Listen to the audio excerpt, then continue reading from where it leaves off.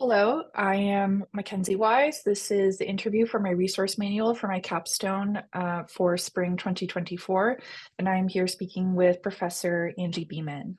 Could you please introduce yourself? Sure. So I'm an associate professor in the Marx School of Public and International Affairs, and my background is in critical race and racism theory. So I write on the evolution of racism, how racism manifests differently in different time periods. And currently, I'm working on a project that's looking on racist targeting and bullying in the academic workplace. And prior to that, I published a book on racism in politics, which was called Liberal White Supremacy, How Progressives Silence Racial and Class Oppression. So it was looking at case studies of community organizations and nonprofits and how racism is silenced in those spaces.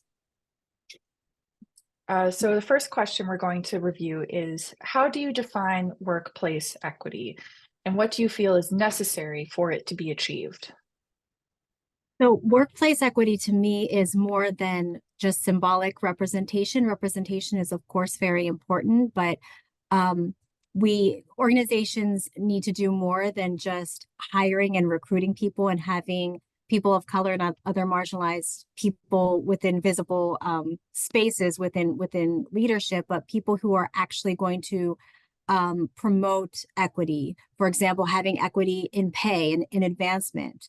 It means supporting equity in access to information, fairness in promotions, making sure that people have equity and access to opportunities, attention to racism, sexism, homophobia, ableism, other forms of bias and how they show up in subtle ways. So also attention to different forms of participation, different kinds of skills that people bring to the workplace, which sometimes is connected to their racial and ethnic and class backgrounds.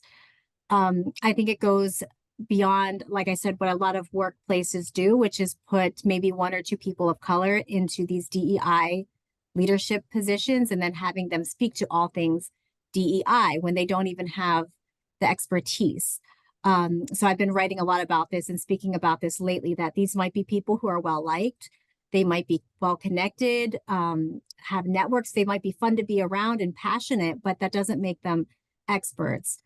Equity experts have been doing this work for many years, and they're really grounded in the field in a way that some of the people who are labeled as DEI experts are not. And so I think that's one of the things that are necessary, that's necessary, is having experts who know how to recognize all of these subtle issues in inequity that I named in terms of advancement and inclusion and participation and opportunities, and the subtle ways that racist and ableist and homophobic sexist aggressions play out in the modern day workplace. We need people who are knowledgeable in how to recognize that, and people who are willing to be creative in thinking of strategies to protect employees, to promote a safe environment.